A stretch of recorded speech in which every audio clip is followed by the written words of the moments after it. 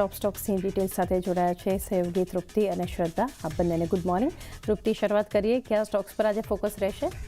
Good morning ચાની. ચાની, શરૂઆત આજે આપણે ફાર્મા કંપનીથી કરીશું. તો ખાસ કરીને ફાર્માની દિગ્ગજ કંપની ડોક્ટર રેડ્ડીઝ માટે અહીંયા આપણને કહી શકાય કે પોઝિટિવ સમાચાર આપણી સમક્ષ અહીંયા આવતા જોવા મળી રહ્યા છે. કંપનીએ મર્ક્યુરી ફાર્મા ગ્રુપ છે તેની સાથે અહીંયા કંપનીએ કરાર કર્યા છે. તેમને 2 મેડિસિન્સ છે તેના ટ્રેડમાર્કના અધિગ્રહણ માટે અહીંયા આપણને કરાર કરતા જોવા મળી રહ્યા છે, જેમાં પ્રોઝિનોવા અને સાયક્લોપ્રોઝિનોવા આ 2 નામની જે દવા જે છે તે ખાસ કરીને મહિલાઓમાં હોર્મોન્સ રિપ્લેસમેન્ટની થેરેપી માટે દવાનો ઉપયોગ કરવામાં આવે છે. તેના માટે ખાસ કરીને તેના ટ્રેડમાર્ક્સ માટે અહીંયા કરાર થતા જોવા મળી રહ્યા છે. અગર ઓવરઓલ અધિગ્રહણની અગર વેલ્યુઝની વાત કરશું તો તે લગભગ અહીંયા આપણને $32 મિલિયન અહીંયા જોવા મળી રહી છે.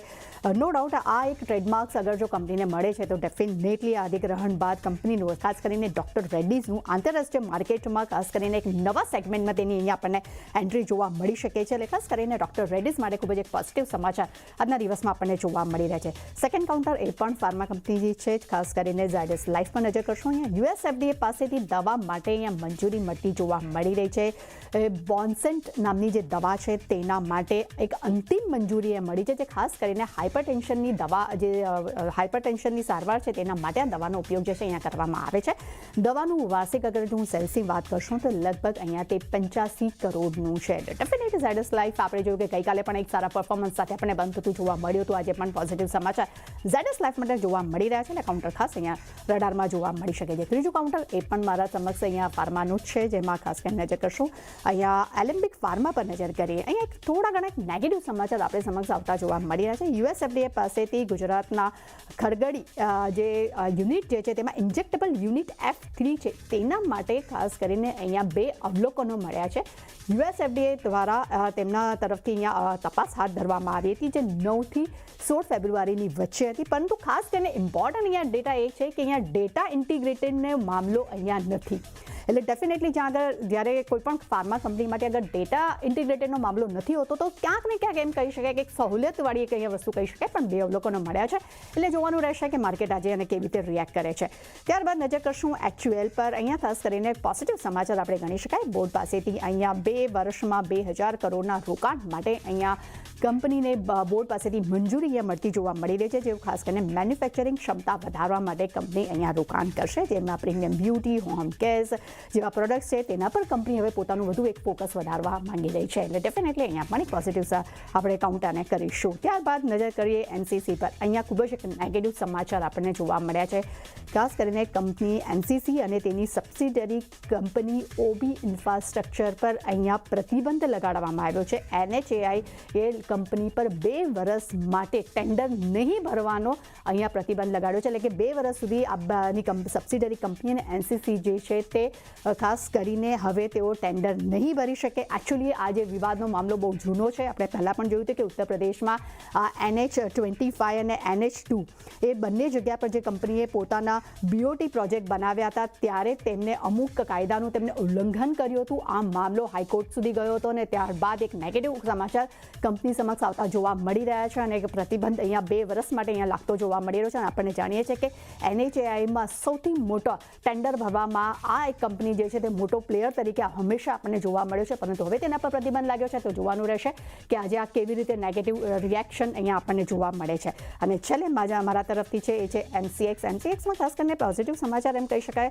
અહીંયા ખાસ કરીને રોકાણકારો માટે છે કે સોનાના વાયદા કારોબાર પર જે અતિરિક્ત એટલે કે વધારાના જે 3% જે માર્જિન લાગવાના હતા તે હવે હટાવી દેવામાં આવ્યા છે. ચાંદી પર 7% જે વધારે માર્જિન હતા એ પણ તેમને દૂર કરી દેવામાં આવે છે, હટાડવામાં આવ્યા છે. અને જે ફેરફાર જે આજથી જ અહીંયા અમલમાં મુકાશે. M6નું કાઉન્ટર આપણે જોયું ગઈકાલે પણ શાનદાર પરફોર્મન્સ સાથે બંધ થતું જોવા મળી રહ્યું છે અને આજે પણ એક પોઝિટિવ સમાચાર છે. એટલે જો આજે આમાં પણ એક સારું રિએક્શન આપણને જોવા મળી શકે છે. એટલે મારા રડારમાં ખાસ કરીને ફાર્મા કંપનીઓમાં ડોક્ટર રેડ્ડીઝ, ઝાયડસ લાઇફ, ખાસ કરીને એલેમ્બિક ફાર્મા બધા જ કાઉન્ટર્સ એક ફોકસમાં જોવા મળી શકે છે. શ્રદ્ધા, આજે તમારા તરફથી કયા ન્યૂઝ છે જેમાં ખાસ અહીંયા ધ્યાન રાખવાનું રહેશે? Good morning. સૌથી પહેલાં TVS મોટર્સની વાત કરીએ. અહીંયા જે કંપનીની ઇન્ડોનેશિયા ફેસિલિટી છે ત્યાં 1 મિલિયન ઉત્પાદનનો આંકડો પાર થતો જોવા મળી રહ્યો છે. 2006થી અત્યાર સુધીમાં ઇન્ડોનેશિયામાં કુલ 10 લાખ વ્હીકલનું ઉત્પાદન પૂર્ણ કર્યું છે કંપનીએ. ઇન્ડોનેશિયા ખાતે કારાવાંગ, વેસ્ટ જાવામાં કંપનીની મેન્યુફેક્ચરિંગ યુનિટ છે. અને ટુ વ્હીલરનું કુલ ઉત્પાદનની વાત કરીએ તો આશરે 95% હિસ્સો અહીંયા ધરાવે છે કંપની, અને થ્રી વ્હીલરની વાત કરીએ તો કુલ ઉત્પાદનમાં આશરે 5% હિસ્સો ધરાવે છે. ત્યારબાદ પેસ ડિજિટેકની વાત કરીએ, અહીંયા કંપનીને પરચેઝ ઓર્ડર મળ્યો છે સાઉદી અરેબિયા સ્થિત કંપની યાકિન કેમ પાસેથી $1.35 મિલિયન કંપનીને આ ઓર્ડર મળ્યો છે. સબસિડાયરી કંપની લિનિએજ પાવરને આ ઓર્ડર મળ્યો છે, અને લિનિએજ પાવર કન્ઝમ્પશન અને એનર્જી સોલ્યુશનમાં નિષ્ણાંત છે. ત્યારબાદ વાત કરીએ જિંદાલ 100 લાયસન્સ રદ થવાના સમાચાર છે. અહીંયા સીમલેસ પાઇપ્સ માટે કંપનીનું એપીઆઈ લાયસન્સ રદ થયું છે. એપીઆઈ એટલે કે અમેરિકન પેટ્રોલિયમ ઇન્સ્ટિટ્યૂટ, અને આજે એનું કારણ છે લાયસન્સ રદ થવાનું એ છે ઓડિટમાં અમુક આપત્તિઓ મળી છે, ત્યારબાદ આ કાર્યવાહી કરવામાં આવી છે. તો જોવાનું રહેશે કઈ રીતે નેગેટિવ રિએક્શન બનતું દેખાઈ રહ્યું છે આ કાઉન્ટર પર. ત્યારબાદ વાત કરીએ બીએલ કશ્યપ, અહીંયા કંપનીને ઓર્ડર મળ્યો છે સીઆરસી ગ્રીન્સ પાસેથી 300 કરોડનો ઓર્ડર મળ્યો છે. નોઈડામાં ગ્રુપ હાઉસિંગ પ્રોજેક્ટ માટેનો ઓર્ડર છે, અને કંપનીએ આ જે પ્રોજેક્ટ છે તે 42 મહિનામાં પૂર્ણ કરવાનો રહેશે.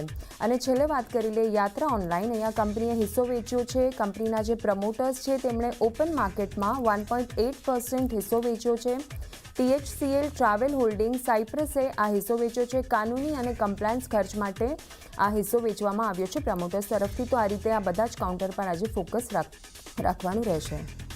આ બધા સ્ટોક્સ પર ફોકસ રાખીશું. તૃપ્તિ અને શ્રદ્ધા બંનેનો આભાર અમારી સાથે જોડાઈ ટોપ સ્ટોક શેર કર્યા. એ સાથે જ